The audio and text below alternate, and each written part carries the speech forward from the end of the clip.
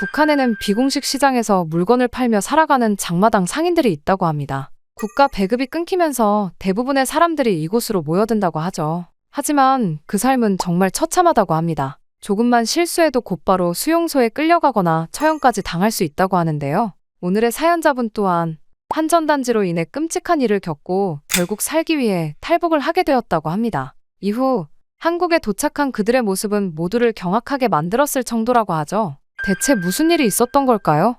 안녕하세요. 저는 탈북민 정혜성이라고 합니다. 한때 북한에서 장마당 상인으로 살았었죠. 매일 새벽 보따리 하나에 온 가족의 운명이 달려있는 삶이었습니다. 국가 배급 체계가 무너지면서 스스로 생계를 책임져야 했으니까요. 장마당은 북한의 작은 심장과도 같았습니다. 생필품과 잡화들이 오가고 사람들의 한숨과 작은 웃음이 섞인 곳이죠. 못, 전구, 비누부터 밀수된 중국 과자까지 모든 것들을 판매합니다. 때로는 위험을 감수해야 하지만 살기 위해서는 어쩔 수 없는 선택이죠. 모두가 목숨을 걸고 출근을 하는 거예요. 한 번은 갑자기 소란이 일며 사람들이 한쪽으로 몰렸어요. 한 여성이 어린 아이를 끌어안은 채 보위부원들에게 끌려가고 있었습니다. 국경에서 밀수하다 잡혔다는 소문이 순식간에 퍼졌죠. 모두가 그 광경을 지켜보면서도 도울 수 없는 무력감에 침묵했습니다. 순간 가슴이 철렁 내려앉았습니다. 언제든 저도 저렇게 될 수 있다는 생각이 들었어요. 하지만 곧 다시 물건을 정리했습니다. 생각할 여유조차 사치니까요.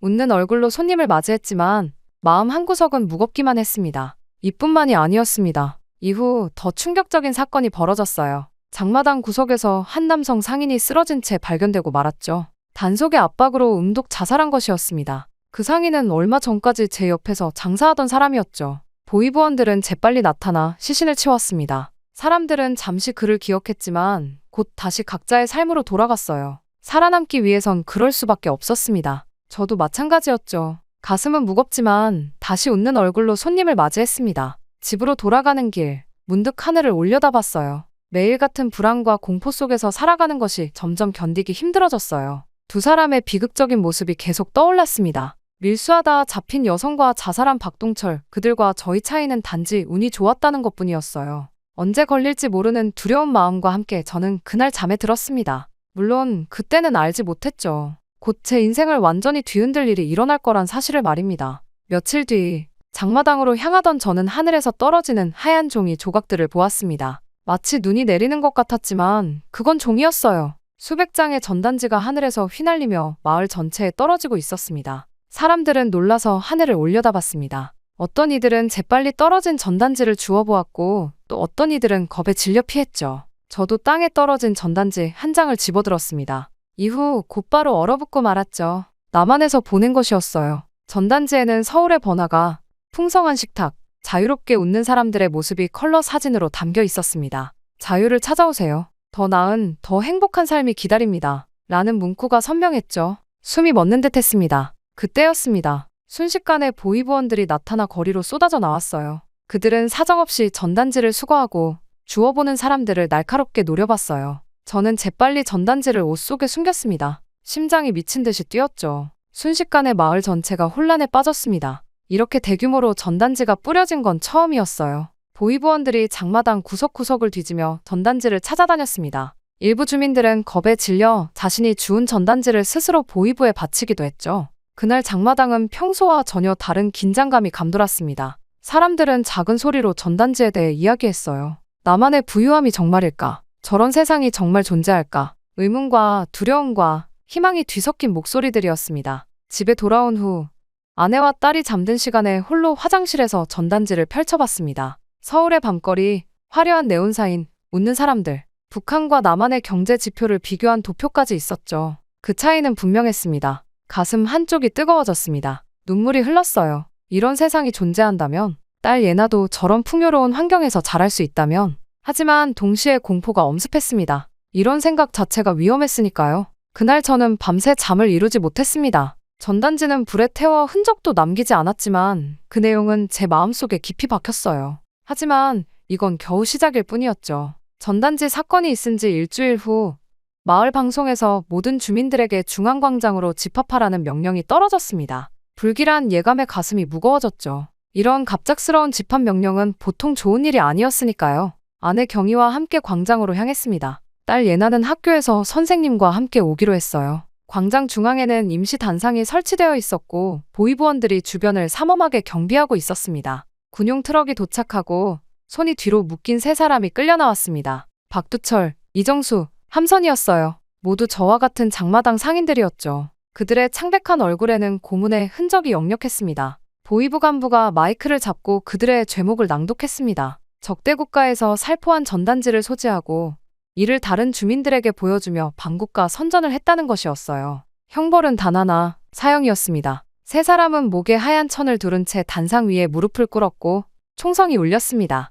쓰러지는 소리, 비명, 울음소리가 광장을 채웠어요. 저는 눈을 감았지만 그 소리는 영원히 지워지지 않을 것 같았습니다. 보위부 간부는 경고문을 읽었습니다. 누구든 적들의 선전물을 가진 자는 똑같은 처벌을 받을 것이며 수상한 행동을 보이면 즉시 신고하라는 내용이었죠. 처형 직후 장마당 한복판에 보위부 단상이 세워졌습니다. 보위부원들은 주민들을 붙잡고 전단지에 대해 캐물었어요. 누가 가지고 있는지, 누가 받는지를 추궁했습니다. 사람들은 서로를 의심하는 눈빛으로 바라보기 시작했습니다. 친구도 이웃도 믿을 수 없게 된 순간이었어요. 장마당 전체가 숨죽인 긴장감으로 가득했습니다. 집에 돌아와 예나를 안아주었습니다. 아이의 눈에는 공포와 혼란이 가득했어요. 오늘 본 광경을 어떻게 설명해야 할지 막막했습니다. 그날 밤 예나가 잠든 후 경희가 창백한 얼굴로 다가왔습니다. 옆집 순이 어머니가 방금 다녀갔다는 이야기였어요. 순이가 학교에서 예나에게서 전단지 이야기를 듣고 집에 와서 부모에게 말했다는 것이었습니다. 순이 부모는 이 사실에 크게 불안해하고 있었죠. 온몸에 식은땀이 흘렀습니다. 예나를 깨워 조용히 물어보니 그녀는 학교 가는 길에 담장 틈에서 전단지를 주웠다고 했어요. 호기심에 그것을 펼쳐보았고 너무 예뻐서 친구 순이에게 보여주었다는 것이었습니다. 예나의 가방을 확인해보니 노트 사이에 접힌 전단지 한 장이 들어있었습니다. 선명한 컬러 사진과 자유를 찾아오세요 라는 문구가 그대로 보였어요. 가슴이 무너져 내렸습니다. 전단지를 즉시 불에 태우고 쟤를 변기에 내려보냈습니다. 하지만 이미 늦었다는 생각이 들었어요. 옆집 순이네가 벌써 알고 있다면 다른 아이들의 부모들도 알게 될 것이고 그 소문은 결국 보위부에 들어갈 것입니다. 아니, 어쩌면 이미 알고 있을지도 모릅니다. 오늘 처형된 세 사람의 모습이 자꾸 떠올랐습니다. 다음은 우리 가족 차례가 될 수도 있었죠. 공포와 불안이 가득한 눈빛으로 아내를 바라보았습니다. 그녀도 똑같은 생각을 하고 있다는 것을 알 수 있었어요. 그날 밤 아내와 오랜 시간 말없이 앉아 있었습니다. 서로의 눈빛만으로도 우리가 내려야 할 결정이 무엇인지 이미 알고 있었어요.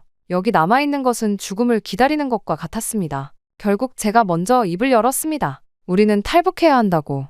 그날 이후 우리 가족의 일상은 완전히 달라졌습니다. 매일 아침 장마당으로 향하는 발걸음은 더욱 무거워졌죠. 주변의 모든 것이 위협으로 느껴졌습니다. 누가 우리를 지켜보고 있는 것은 아닌지, 누가 밀고 할지 모른다는 공포가 항상 따라다녔어요. 장마당에서는 처형된 세 사람의 빈자리가 생생하게 느껴졌습니다. 그들의 자리는 텅 비어 있었고 아무도 그곳에 들어가려 하지 않았어요. 보위부원들은 평소보다 더 자주 장마당을 순찰했습니다. 그들의 눈빛만으로도 온몸이 얼어붙는 느낌이었죠. 집에서는 예나를 더욱 단속했습니다. 학교에서 조심하라고, 친구들과 이상한 이야기는 절대 하지 말라고 당부했어요.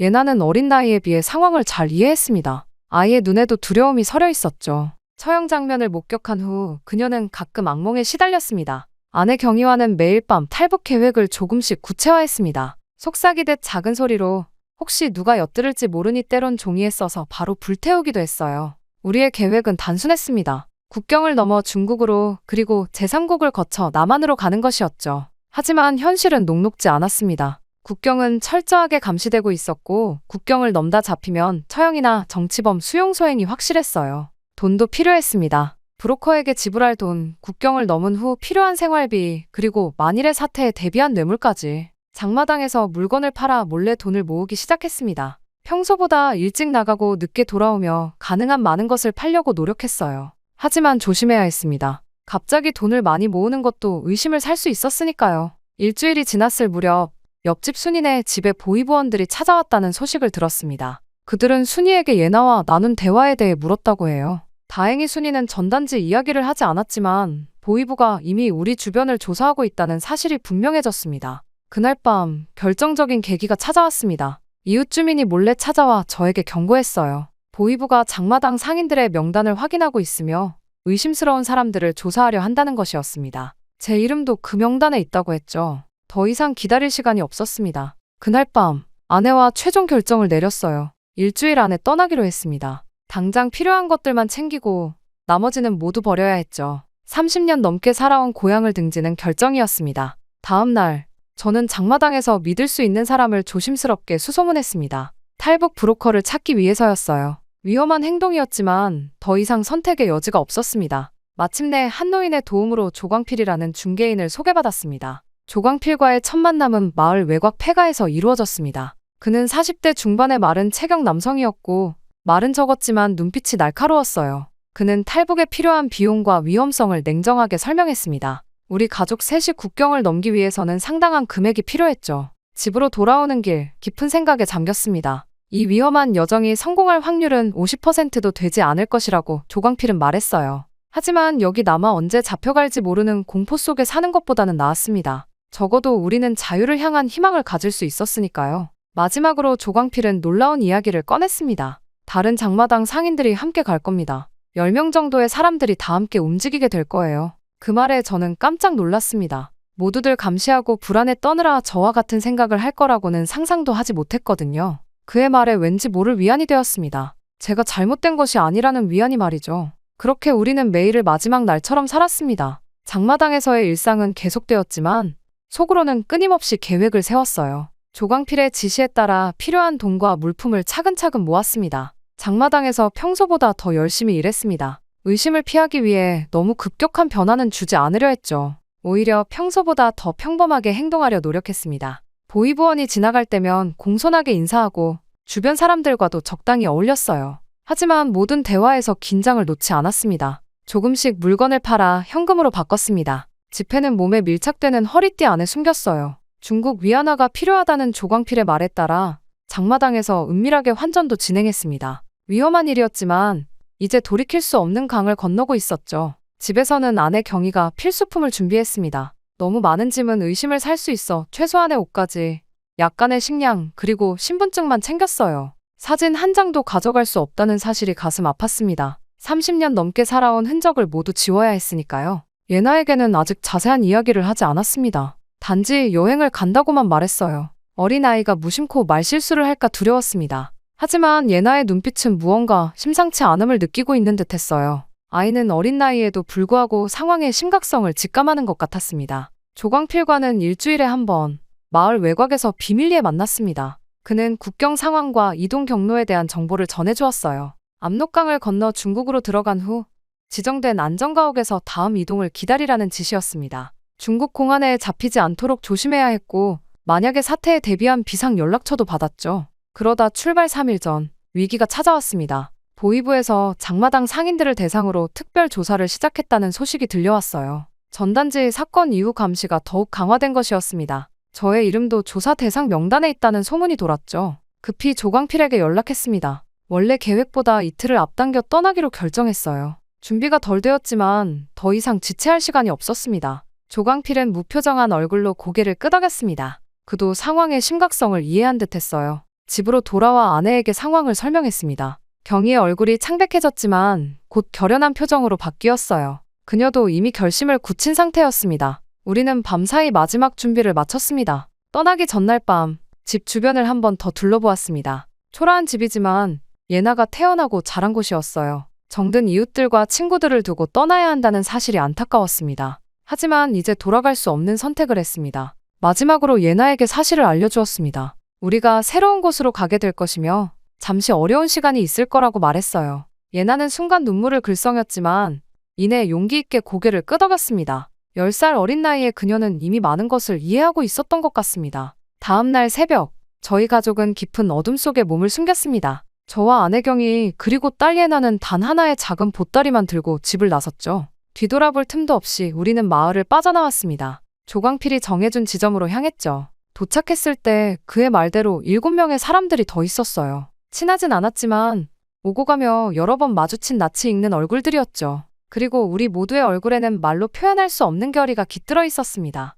그는 말없이 우리를 안내했어요. 산길은 험했습니다. 발을 헛디딜 때마다 심장이 멎는 것 같았어요. 예나가 지치면 번갈아 업고 갔습니다. 아이가 울음을 터뜨리지 않도록 계속 달래야 했죠. 국경지대에 다다를수록 경계병의 발소리와 개 짖는 소리가 들려왔습니다. 그럴 때마다 우리는 숨을 죽였어요. 밤이 깊어갈수록 기온은 떨어졌습니다. 4월이었지만 밤 공기는 여전히 차가웠어요. 예나의 작은 몸이 떨리는 것을 느끼며 저는 자켓을 벗어 아이에게 둘러주었습니다. 아내의 눈에는 불안과 결의가 함께 어려 있었어요. 마침내 압록강변에 도착했습니다. 강물은 생각보다 거세고 차가웠어요. 조광필은 미리 준비해둔 작은 고무보트를 꺼냈습니다. 그것은 세 사람이 타기에 너무 작아 보였죠. 하지만 다른 선택지는 없었습니다. 순간 멀리서 경비병의 손전등 빛이 보였습니다. 우리는 재빨리 덤불 속으로 몸을 숨겼어요. 숨소리조차 내지 못하고 10분을 기다렸습니다. 다행히 경비병은 다른 방향으로 움직였지만 그 순간의 공포는 평생 잊지 못할 것 같습니다. 다시 강변으로 나와 조심스럽게 보트에 올랐습니다. 조광필은 최대한 소리를 내지 말라고 당부했어요. 강물은 얼음처럼 차가웠고 작은 보트는 물살에 심하게 흔들렸습니다. 예나는 겁에 질려 아내의 품에 꼭 안겨 있었어요. 강 건너편이 보이기 시작했을 때 갑자기 상류에서 사이렌 소리가 들렸습니다. 누군가 발각된 것 같았어요. 조광필은 재빨리 노를 저었고 저도 손으로 물을 밀어내며 속도를 높였습니다. 심장이 터질 것 같았어요. 마침내 중국 땅에 발을 디뎠을 때 안도감과 공포가 동시에 밀려왔습니다. 조광필은 우리를 숲속으로 재빨리 인도했습니다. 그곳에서 미리 준비된 차량이 기다리고 있었어요. 운전자는 말없이 고개만 끄덕였고 우리는 차에 올랐습니다. 차는 어두운 시골길을 달렸습니다. 창밖으로 보이는 중국의 모습은 북한과 달랐어요. 가로등이 있는 마을들, 불이 켜진 집들. 그러나 이곳도 안전하지 않았습니다. 중국 공안에 잡히면 북한으로 강제 송환될 것이라는 공포가 항상 따라다녔어요. 이틀 동안 우리는 안전가옥에 숨어 있었습니다. 그곳에서 만난 다른 탈북자들의 이야기를 들으며 우리가 얼마나 운이 좋았는지 실감했어요. 강을 건너다 잡힌 사람들, 중국에서 인신매매로 팔려간 여성들. 그들의 이야기는 가슴을 아프게 했습니다. 세 번째 날, 새로운 브로커가 나타났습니다. 그는 우리를 라오스로 데려갈 사람이었어요. 그곳을 거쳐 태국으로 그리고 마침내 한국으로 갈 수 있다고 했습니다. 하지만 그 여정은 상상했던 것보다 훨씬 더 험난했어요. 중국에서 라오스까지의 여정은 악몽 같았습니다. 트럭 뒤편에 숨어 국경을 넘고 정글 속을 걸으며 모기와 뱀의 위협을 견뎌야 했어요. 예나가 열병을 앓기도 했지만 병원에 갈 수도 없었습니다. 아내와 저는 밤새 아이의 이마에 물수건을 얹어주며 기도했어요. 라오스에서 태국으로 가는 길에 우리는 강을 건너야 했습니다. 압록강보다 더 넓은 메콩강이었어요. 미립국자로서 우리는 공식 경로를 이용할 수 없었습니다. 작은 목선을 타고 건너는 동안 두려움보다는 마지막 관문을 통과한다는 희망이 더 컸습니다. 마침내 태국에 도착했을 때 우리는 자진해서 경찰에 체포되었습니다. 이상하게 들리겠지만 이것이 한국으로 가는 공식적인 방법이었어요. 태국 이민국 수용소에서 2달을 보낸 후 우리는 드디어 한국 대사관의 보호를 받을 수 있었습니다. 그리고 마침내 인천국제공항에 도착한 순간 저는 숨을 쉴 수 없을 만큼 압도되었습니다. 거대한 유리창과 반짝이는 바닥, 분주하게 오가는 사람들. 마치 다른 세계에 온 것 같았습니다. 아내 경이는 제 손을 꼭 잡았고 예나는 호기심 가득한 눈으로 주변을 살폈어요. 그러나 공항에서의 환영은 짧았습니다. 곧바로 검은 정장을 입은 국정원 요원들이 우리를 맞이했어요. 그들은 공손했지만 단호했습니다. 우리는 곧바로 검은색 승합차에 탑승해 조사 시설로 향했죠. 조사는 2주 동안 계속되었습니다. 북한에서의 생활, 탈북 경로, 중국에서의 행적까지 모든 것을 물었어요. 처음에는 의심과 공포가 컸습니다. 혹시 다시 북한으로 보내지는 건 아닐까 하는 두려움도 있었죠. 하지만 점차 그들이 우리의 신분을 확인하고 보호하기 위한 절차임을 이해하게 되었습니다.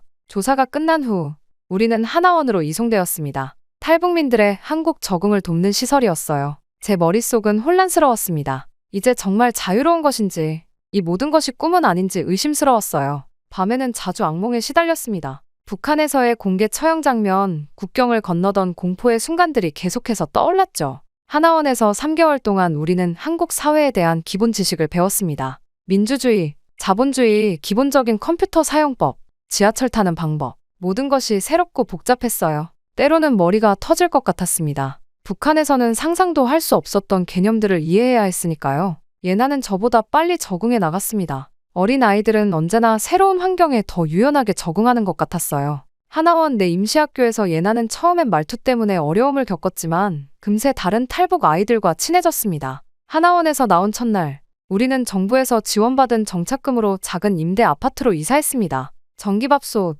냉장고 같은 기본 가전제품은 있었지만 그 외 필요한 것들은 직접 구매해야 했어요. 담당 하나센터 직원의 안내로 근처 대형마트에 방문했습니다. 마트에 들어서는 순간 우리 가족 모두 말을 잃었습니다. 끝없이 늘어선 진열대, 셀 수 없이 많은 상품들. 북한의 장마당과는 비교할 수 없는 풍요로움이었어요. 예나는 과자 코너 앞에서 눈을 크게 뜨고 멍하니 서 있었습니다. 아내는 신선한 과일과 채소들을 보며 눈물을 참고 있었죠. 저는 장바구니 하나를 들고 어떻게 시작해야 할지 막막했습니다. 라면 코너에만 수십 가지 종류가 있었고 우유 종류도 너무 다양했어요. 북한에서는 선택이라는 개념 자체가 거의 없었는데 이처럼 많은 선택지 앞에서 오히려 혼란스러웠습니다. 가격표를 보고 또 한 번 충격을 받았습니다. 북한에서 한 달 월급보다 비싼 물건들이 즐비했어요. 아직 화폐 가치에 대한 감각이 없어서 작은 과일 하나를 사는 것도 큰 결정이었습니다. 한국 생활은 생각보다 훨씬 어려웠습니다. 처음 지하철을 탔을 때 복잡한 노선도와 환승 시스템에 당황했어요.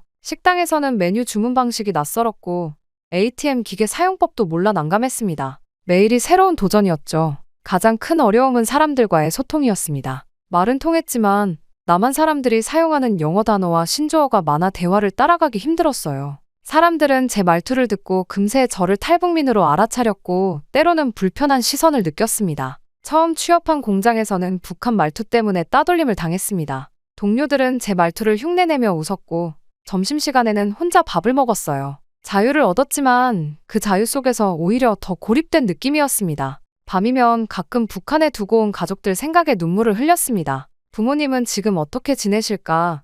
우리가 탈북한 후 어떤 처벌을 받으셨을까? 그 생각만 하면 가슴이 찢어질 듯 아팠어요. 그렇게 한국 생활 2년이 지난 어느 봄날, 저는 아파트 근처 공원에 앉아 지나온 시간을 돌아보았습니다. 처음 남한에 왔을 때의 혼란과 두려움이 떠올랐어요. 그때 저와 지금의 제가 얼마나 달라졌는지 새삼 실감했습니다. 예나는 이제 중학생이 되었습니다. 처음엔 말투 때문에 놀림을 받았지만 지금은 학교에서 인기 있는 아이가 되었어요. 한국 드라마를 보며 표준 말투를 빠르게 습득했고 공부도 열심히 해서 성적이 상위권입니다. 가끔 친구들을 집에 데려오기도 하는데 그 모습을 볼 때면 가슴이 뭉클해집니다. 아내 경희도 많이 변했습니다. 처음엔 한국 생활에 적응하지 못하고 우울증을 앓았지만 지금은 가까운 분식점에서 일하며 사람들과 어울리는 법을 배우고 있어요. 한국 드라마를 보며 웃는 그녀의 모습에서 북한에서는 볼 수 없었던 편안함이 느껴집니다. 저는 기술학원에서 배운 용접 기술로 작은 공장에 취직했습니다. 처음엔 북한 출신이라는 편견 때문에 어려움을 겪었지만 성실하게 일하며 차츰 인정받게 되었어요. 이제는 몇몇 동료들과 퇴근 후 소주 한 잔도 함께합니다. 가장 큰 변화는 마음의 자유를 얻은 것입니다. 북한에서는 항상 누군가 감시한다는 두려움 속에 살았지만 이제는 내 생각을 자유롭게 말할 수 있어요. 신문을 읽고 다양한 의견을 들으며 세상을 바라보는 시야가 넓어졌습니다. 물론 여전히 어려움도 있습니다. 가끔 북한에 두고 온 가족 생각에 잠 못 이룰 때가 있어요. 특히 명절이면 그리움이 더 커집니다. 또 완전히 한국인처럼 행동하려 해도 미묘한 문화 차이에 부딪힐 때면 이방인이라는 느낌이 들기도 합니다. 하지만 이제 우리 가족은 희망을 품고 살아갑니다. 예나가 꿈꾸는 의사라는 직업이 실현 가능한 미래가 되었어요. 저와 경희도 열심히 일해서 언젠가는 작은 집 한 채를 마련하고 싶습니다. 탈북 결심부터 지금까지 험난한 여정이었습니다. 압록강을 건널 때의 공포, 중국에서의 불안한 나날들, 정착 초기의 어려움, 그 모든 순간이 저를 더 강하게 만들었어요. 자유와 희망을 찾아 떠난 우리 가족의 선택이 옳았다고 이제는 확신합니다.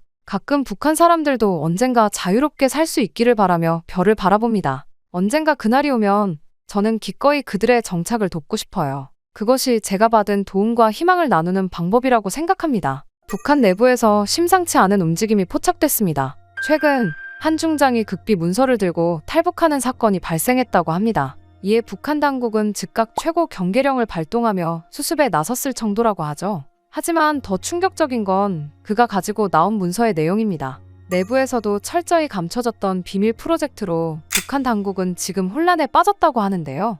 뉴스에서도 공개되지 않은 오늘의 충격적인 사연, 지금부터 전해드립니다. 저는 그날도 보위부 청사에서 늦게까지 일하고 있었습니다. 매일 반복되는 일이었어요. 직급이 올라갈수록 책임감도 커지는 법이니까요. 그러다 그 문서를 발견하게 되었습니다.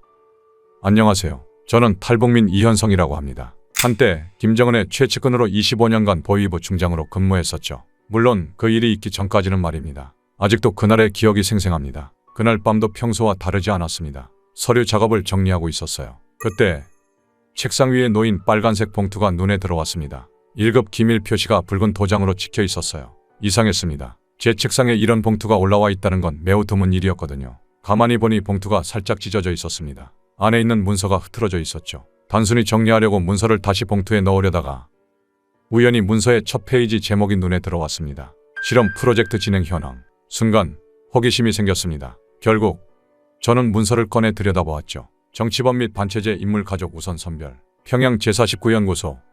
현재 12명 실험 진행 중. 순간 처음 보는 내용의 공포감이 느껴졌습니다. 하지만 그건 시작에 불과했어요. 문서를 넘기다 보니 실험 대상자 명단이 나왔습니다. 이름들을 하나하나 훑어보다가 저는 완전히 얼어붙고 말았습니다. 그곳에 익숙한 이름이 있었거든요. 이소연 23세 김일성종합대학 생명과학과. 순간 저는 완전히 얼어붙고 말았습니다. 이소연은 제 딸이었어요. 아내를 잃고 혼자 키운 제 하나뿐인 딸이었죠. 숨이 막혔습니다. 아무리 봐도 이해가 되지 않았죠. 25년간 체제에 충성했는데 제 딸이 왜 이런 명단에 올라가 있는 걸까요? 저는 문서를 더 자세히 살폈습니다. 문서의 실험의 구체적인 내용은 나와 있지 않았지만 생체 반응 테스트라는 단어가 여러 번 등장했죠. 저는 곧바로 자리에서 일어나 사무실을 나섰지만 제 마음은 이미 딸에게 가 있었습니다. 지금 대학 기숙사에서 공부하고 있을 텐데 언제 그 실험실로 끌려갈지 모르는 일이었으니까요. 최대한 빨리 소연이를 만나야 했죠. 물론 그때는 알지 못했습니다. 이건 단지 시작에 불과하다는 사실을 말이죠. 그렇게 잠 한숨 제대로 이루지 못한 채 아침이 밝았습니다. 머릿속은 온통 딸 생각뿐이었죠. 보입으로 출근하는 길. 평소와 다름없이 행동하려 했었습니다. 사무실에 도착하자마자 어수선한 분위기가 느껴졌습니다. 복도에서 몇몇 동료들이 모여 소곤거리고 있었어요. 제 사무실 문을 열려는 순간이었습니다. 뒤에서 급한 목소리가 들렸습니다. 돌아보니 제 부하 중 한 명인 김소희가 다급한 얼굴로 달려오고 있었어요. 부국장 동지라고 부르며 강철수 소장의 딸이 실종됐다고 전했습니다. 순간 가슴이 덜컥 내려앉았습니다. 어제 본 명단이 떠올랐죠. 자세히 말해보라고 했더니 김소희는 목소리를 낮추며 강철수가 미쳐버릴 듯 찾아다니고 있으며 보위부에서도 감시 대상이라고 했습니다. 머릿속이 복잡해졌습니다. 어제 본 리스트에서 강철수 소장의 딸의 이름을 본 기억이 떠올랐어요. 설마 벌써 잡혀간 건가? 시간이 없었습니다. 강철수가 지금 어디 있는지 물었더니 김소희는 3층 상황실에서 마지막으로 봤으며 완전히 패닉 상태였다고 대답했습니다. 발걸음을 재촉했습니다. 엘리베이터 대신 계단을 뛰어 올랐어요. 머릿속은 혼란스러웠습니다. 강민서가 정말 그 실험실로 끌려갔다면 소연이도 곧 데려갈 것이 분명했죠. 상황실에 도착하자 강철수가 보였습니다.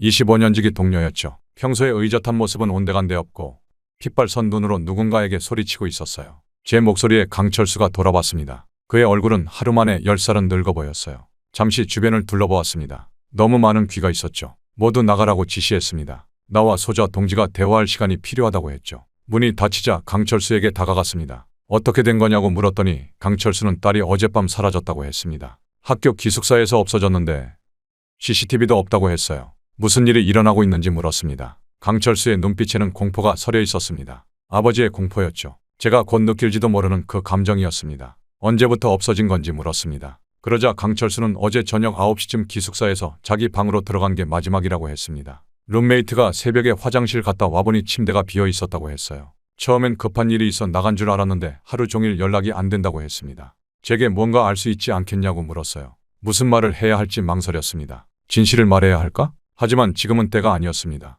감시의 눈과 귀가 어디에나 있었으니까요. 알아보겠다고 했습니다. 너무 걱정하지 말라고 했죠. 강철수의 어깨를 잡았습니다. 그의 몸이 떨리고 있었어요. 강철수는 뭔가 이상하다고 했습니다. 갑자기 애가 사라지다니 이해할 수 없다며 자신의 딸을 누가 데려갔는지 말을 이어가지 못했습니다. 더 이상 말을 잇지 못하고 강철수가 고개를 숙였습니다. 오랜 친구의 고통이 느껴졌어요. 하지만 저는 이미 알고 있었습니다. 강민서는 돌아오지 않을 거라는 것을요. 사무실로 돌아오는 길 결심했습니다. 그제야 확신했습니다. 이건 단순한 실종이 아니었어요. 제 딸도 곧 사라질 것입니다. 제 사무실 문을 닫고 창가에 섰습니다. 평양의 풍경이 눈앞에 펼쳐졌지만 25년간 충성했던 이 도시가 이제는 감옥처럼 느껴졌습니다. 자신이 믿었던 체제가 자신을 배신했다는 사실을 깨달았습니다. 지금 당장 소연이를 찾아야 했습니다. 그리고 이 지옥에서 벗어나야 했죠. 탈북을 결심했습니다. 다른 선택지는 없었어요. 사무실로 돌아오는 길의 마음은 이미 결정되어 있었습니다. 이제 시간이 없었어요. 딸이 언제 끌려갈지 모르니까요. 강민서도 하루아침에 사라졌습니다.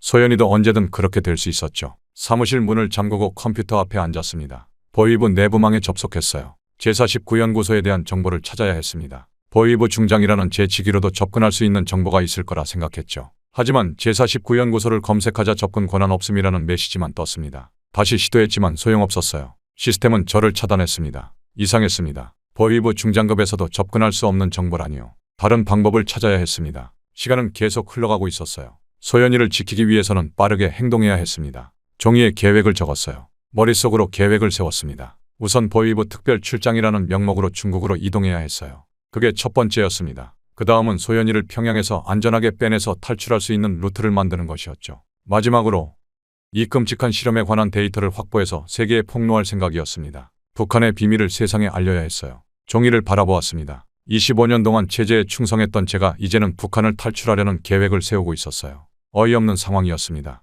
하지만 딸을 지키기 위해서라면 어떤 일도 할 수 있었죠. 먼저 특별 출장 서류를 준비했습니다. 중국 신의주 접경 지역의 보위부 정보원을 점검하러 간다는 명목이었어요. 승인 서류에 직접 서명했습니다. 보위부 중장의 권한으로 가능했죠. 다음으로 소연이에게 연락해야 했습니다. 하지만 일반 전화선은 도청당할 가능성이 높았어요. 보위부 내부에서도 서로를 감시하는 상황이었으니까요. 직접 만나야 했습니다. 출장 서류를 제출하고 사무실을 나섰습니다. 청사를 빠져나오며 주변을 살폈어요. 평소와 다를 것 없어 보였지만 왠지 모를 불안감이 들었습니다. 누군가 저를 지켜보고 있는 것 같았어요. 차에 탄 후 백미러로 뒤를 확인했습니다. 검은 세단이 몇 대 주차되어 있었어요. 평범해 보였지만 직감이 경고했습니다. 조심해야 했어요.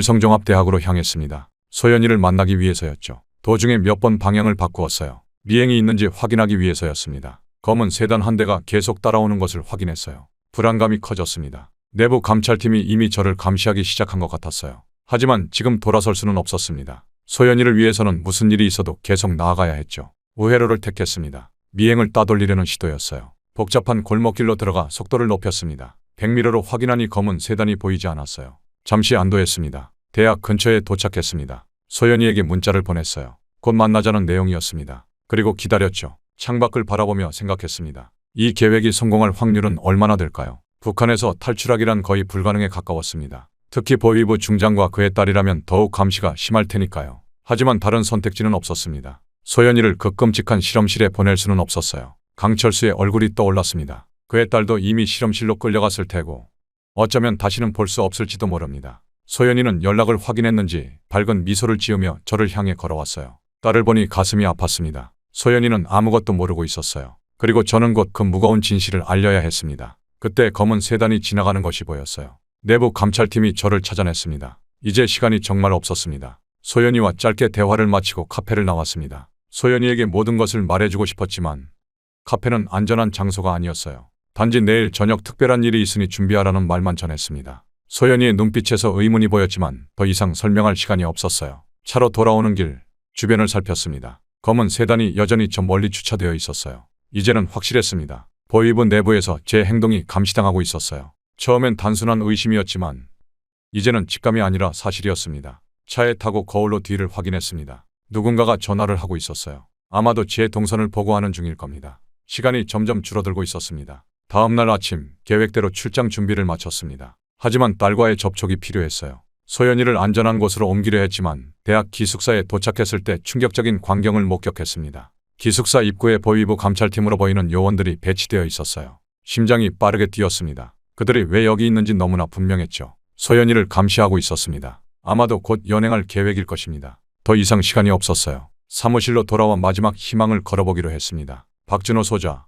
15년 전부터 함께 일해온 후배였죠. 믿을 수 있는 몇 안 되는 사람 중 하나였습니다. 그에게 도움을 요청하기로 했어요. 사무실로 그를 불렀습니다. 준호는 항상 그래왔듯 정확하게 시간을 지켰죠. 문을 닫고 낮은 목소리로 상황을 설명했습니다. 모든 것을 다 말할 수는 없었지만 딸이 위험에 처해 있다는 것과 도움이 필요하다는 것만 전했어요. 준호의 표정이 굳어졌습니다. 잠시 침묵이 흘렀죠. 그가 말했습니다. 알겠다고, 도와주겠다고. 안도감이 밀려왔어요. 준호는 소연이를 안전하게 기숙사에서 빼내 약속한 장소로 데려오기로 했습니다. 그날 저녁 소연이와 만나기로 한 장소로 향했습니다. 대학 근처 조용한 공원이었어요. 초조하게 기다리는데 소연이와 준호가 나타났습니다. 딸의 모습을 보자 안도감이 밀려왔어요. 아빠, 무슨 일이에요? 소연이가 걱정스러운 얼굴로 물었습니다. 설명할 시간이 없었어요. 그때였습니다. 갑자기 여러 대의 차가 공원을 둘러쌌어요. 전조등이 저희를 비추었죠. 보위부 감찰팀이었습니다. 준호가 저를 배신한 것이었어요. 국가반역죄로 체포한다. 감찰팀장이 소리쳤습니다.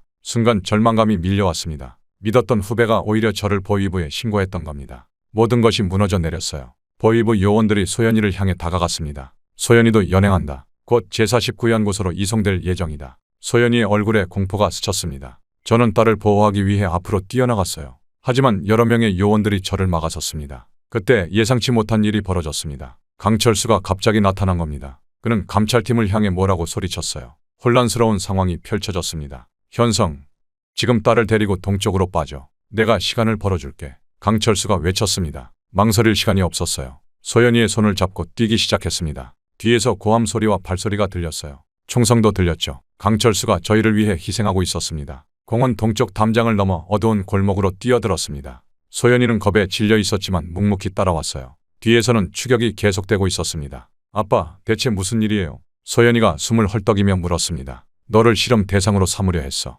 지금은 설명할 시간이 없어. 우리는 여기서 탈출해야 해. 소연이의 눈이 커졌습니다. 충격과 공포가 뒤섞인 표정이었어요. 하지만 딸은 강했습니다. 고개를 끄덕였죠. 강철수가 미리 알려준 주소로 향했습니다. 오래된 창고였어요. 거기에는 탈출에 필요한 물품들이 준비되어 있었습니다. 이제 저희는 반역자로 낙인 찍혔습니다. 돌아갈 수 없는 다리를 건넌 거죠. 소연아, 이제부터 험한 길이 될 거야. 하지만 아빠가 반드시 너를 지킬게. 소연이는 눈물을 머금은 채 고개를 끄덕였습니다. 그렇게 저희의 도주가 시작되었습니다. 창고에서 나온 저희는 곧바로 북쪽으로 향했습니다. 소연이는 충격에서 벗어나지 못했지만 상황의 심각성을 이해하고 있었어요. 딸과 함께 도망을 시작한 것이죠. 소연이에게 북한을 떠나야 한다고 설명했습니다. 그들이 소연이를 데려가 실험을 하려 했다는 것을 알고 가만히 있을 수 없었다고 말했어요. 보위부는 즉시 수색령을 내렸습니다. 라디오에서 저희에 대한 체포령이 계속 나오는 것을 들었어요.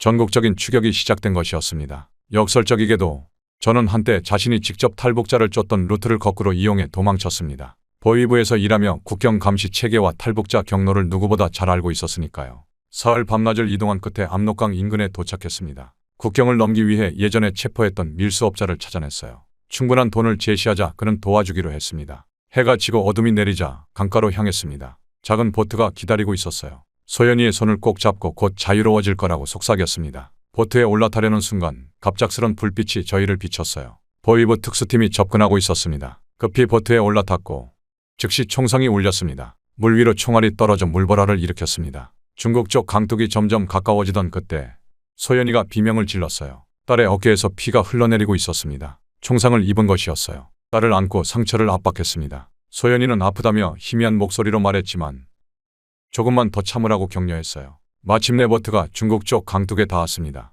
소연이를 안고 필사적으로 강둑을 올랐어요. 뒤에서는 여전히 총성이 들렸지만 어둠 속에서 저희를 조준하기는 어려웠을 겁니다. 그렇게 저희는 필사적으로 도강에 성공했습니다. 북한에서 탈출한 것이죠. 하지만 이건 시작에 불과했어요. 소연이의 상처를 치료해야 했고 중국에서도 안전하지 않았습니다. 북한의 손길은 국경을 넘어서까지 뻗어 있었으니까요. 저는 어둠 속에서 소연이를 안고 달렸습니다. 중국 땅이지만 아직 안전하지 않았어요. 보위부의 영향력이 여기까지 미치고 있었으니까요. 밀수업자가 알려준 주소에서 한종 밀수업자를 만났습니다. 그는 소연이의 상처를 치료해 주었어요. 총알은 관통했지만 감염 위험이 있었습니다. 항생제와 진통제를 투여받은 소연이는 겨우 잠이 들었어요. 밀수업자는 계획을 설명했습니다. 중국에서는 오래 머물 수 없다고 했어요. 라오스를 거쳐 태국으로 가는 것이 최선이라고 했습니다. 태국에 도착하면 남한 대사관에 도움을 요청할 수 있다고 했어요. 이틀 후 저희는 다시 길을 나섰습니다. 중국 남부로 향하는 기차에 몸을 실었어요. 소연이는 여전히 약했지만 용감하게 견뎌냈습니다. 열이 오르기도 했지만 이를 숨기며 이동했어요. 윈난성에서 또 다른 조력자를 만났습니다. 그는 라오스 국경을 넘는 길을 안내했어요. 울창한 정글을 통과해야 했습니다. 소연이의 상태를 고려하면 위험했지만 다른 선택지는 없었어요. 정글에서의 여정은 악몽 같았습니다. 소연이의 부상이 악화되었어요. 열이 점점 심해졌습니다. 딸은 괜찮다고 했지만 그녀의 얼굴은 창백해졌어요. 사흘간의 정글 통과 끝에 라오스에 도착했습니다. 거기서 태국 국경을 향해 이동했어요. 소연이의 상태는 계속 악화되고 있었습니다. 감염이 심해진 것 같았어요. 태국 방콕에 도착한 저희는 충격적인 광경을 목격했습니다. 남한 대사관 주변에 보위부 요원들이 지키고 있었어요. 저희를 찾고 있었습니다. 소연이의 상태는 위급했고 시간이 없었습니다. 하루 종일 대사관을 감시한 끝에 한밤중에 행동하기로 했어요. 소연이를 업고 대사관 뒷문으로 접근했습니다. 보위부 요원과 마주쳤지만 그를 제압했어요. 대사관 담장 앞에서 다른 요원들이 저희를 발견했습니다. 마지막 힘을 짜내 담장을 넘었어요. 대사관 경비원들이 저희를 발견했습니다. 제가 한국말로 도움을 요청하자 저희를 안으로 데려갔어요. 이제 한국 영토 안에 있었습니다. 드디어 안전했어요. 소연이는 의료진에게 인계되었고 저는 대사관 직원들에게 상황을 설명했습니다. 창밖에는 보위부 요원들이 씩씩거리고 있었지만 이제 그들은 저희에게 해를 끼칠 수 없었어요. 드디어 자유를 찾은 것이었습니다. 태국 한국 대사관에서 일주일을 머물렀습니다. 소연이의 상태가 안정되고 서류 절차가 마무리된 후 저희는 마침내 한국행 비행기에 오르게 되었어요. 소연이의 병색은 아직 남아 있었지만 그녀의 눈빛에는 희망이 담겨 있었습니다. 인천공항에 도착한 순간 제 감정이 무너져 내렸습니다. 활주로에 착륙하는 순간부터 눈물이 멈추지 않았어요. 이런 제 모습에 소연이가 놀랐지만 그것은 슬픔의 눈물이 아닌 해방감과 안도감의 눈물이었습니다. 공항에서 저희를 국정원 요원들이 맞이했습니다. 서울로 향하는 고속도로에서 본 풍경은 충격적이었어요. 고층 건물들, 수많은 차량들, 밝은 간판들. 북한에서 듣던 남한의 모습과는 완전히 달랐습니다. 국정원 시설에서 신문을 받았습니다. 하지만 그 과정은 제가 북한에서 경험했던 신문과는 너무나 달랐어요. 상호 존중과 인간적인 대우를 받았습니다. 그들은 강압이나 위협 없이 저희 이야기를 들어주었어요. 제가 북한 보위부에서 근무했다는 사실에 그들은 특별한 관심을 보였습니다. 특히 제49연구소와 관련된 정보에 많은 관심이 있었어요. 저는 알고 있는 모든 것을 공유했습니다. 소연이는 별도의 방에서 의료진의 검진을 받았습니다. 나중에 만났을 때 그녀는 의사와 간호사들의 친절함에 놀라워했어요. 북한에서는 상상도 못할 의료 서비스였습니다. 일주일간의 조사 후 저희는 하나원으로 이동했습니다. 탈북자들이 남한 사회에 적응하도록 돕는 시설이었어요. 그곳에서 진정한 자유를 경험하기 시작했습니다. 하나원에서의 첫날, 저는 스스로 선택할 수 있는 자유에 압도되었습니다. 무엇을 먹을지, 어떤 옷을 입을지, 무슨 책을 읽을지, 북한에서는 상상도 못했던 선택의 자유였어요. 소연이는 저보다 빠르게 적응했습니다. 그녀는 다른 탈북 청년들과 교류하며 남한의 문화와 언어를 열심히 배웠어요. 그녀의 눈에는 미래에 대한 꿈이 담겨 있었습니다. 이제 저희는 새로운 삶을 시작할 수 있게 되었어요. 아직 많은 것들이 낯설고 어렵지만 이제 저희에게는 선택과 자유가 있었습니다. 하나원에서의 6개월이 지나고 저희는 드디어 독립적인 생활을 시작했습니다. 서울 근교의 작은 아파트를 정부 지원으로 얻게 되었어요. 소연이는 이미 남한 생활에 놀라운 속도로 적응하고 있었습니다. 그녀의 의지와 지능은 항상 제가 자랑스러워하던 부분이었죠. 소연이가 의대 준비를 하고 싶다고 말했습니다. 김일성종합대학에서 생명과학을 공부하던 그녀는 남한에서 의사가 되기로 했어요. 특히 북한에서 겪었던 경험 때문인지 의학 연구에 관심이 많았습니다. 좋은 생각이라고 말해주었습니다. 그녀가 하고 싶은 일을 마음껏 하라고 격려했어요. 소연이의 눈빛이 반짝였습니다. 북한에서는 상상할 수 없었던 꿈을 이제 자유롭게 꿀 수 있게 된 것이죠. 그녀는 의사가 되어 고통받는 사람들을 돕고 싶다고 했어요. 특히 탈북자들의 육체적, 정신적 상처를 치유하는 데 기여하고 싶다고 했습니다. 소연이가 의대 입학을 준비하는 동안 저는 다른 결심을 하게 됐습니다. 북한의 비밀 프로젝트를 세상에 알리기로 한 것이죠. 그동안 국정원과 여러 차례 면담을 통해 제49연구소의 실험에 대해 모든 정보를 공유했지만 더 넓은 세계의 진실을 알려야 한다고 느꼈습니다. 국정원의 도움으로 기자회견이 준비됐습니다. 전 세계 주요 언론사들이 참석했어요. 처음으로 카메라 앞에 서는 순간 가슴이 두근거렸습니다. 하지만 북한에 남겨진 수많은 피해자들을 생각하며 용기를 냈습니다. 기자회견에서 제 소개를 했습니다. 북한 보위부 중장으로 25년간 근무했다고 말했어요. 북한 당국이 철저히 은폐해온 인체 실험 프로젝트의 실체를 폭로하고자 한다고 밝혔습니다. 떨리는 목소리로 시작했지만 이야기를 계속하면서 점점 확신에 찬 목소리가 되었습니다. 제49연구소에서 벌어지는 생체 실험, 정치범과 반체제 인사 가족들을 대상으로 한 잔혹한 실험들, 그리고 김정은 정권이 이를 어떻게 은폐하고 있는지 모든 것을 털어놓았어요.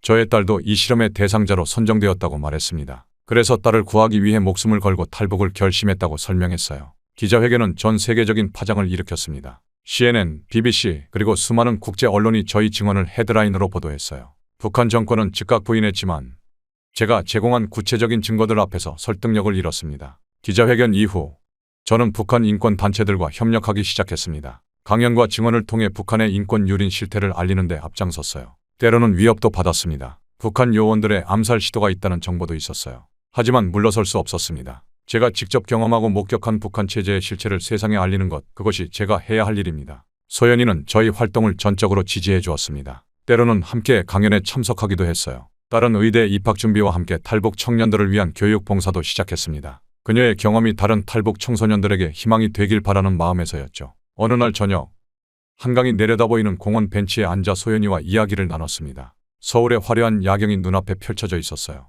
북한을 떠난 것을 후회하지 않느냐고 소연이에게 물었습니다. 소연이는 잠시 생각하더니 고개를 흔들었습니다. 이곳에서 자신은 진짜 자신이 되었다고 했어요. 자신이 원하는 것을 선택할 수 있고 자신이 믿는 가치를 위해 살 수 있다고 대답했습니다. 그녀의 말에 깊은 감동을 받았습니다. 25년간 북한 체제에 헌신했던 제가 이제는 그 체제와 싸우는 사람이 되었습니다. 그 과정에서 많은 위험과 고통이 있었지만 지금의 자유와 딸의 행복을 생각하면 모든 것이 가치 있었습니다. 이제 나는 내 딸과 함께 자유롭게 살 것이다. 그리고 그들에게 복수할 것이다. 작은 목소리로 다짐했습니다. 그것은 단순한 개인적 복수가 아니라 진실을 밝혀 더 많은 사람들이 자유를 찾을 수 있도록 하는 정의로운 싸움의 다짐이었습니다. 북한에 남겨진 수많은 사람들, 특히 제49연구소의 희생자들을 생각하면 아직 할 일이 많았습니다. 그리고 저는 끝까지 싸울 준비가 되어 있었습니다.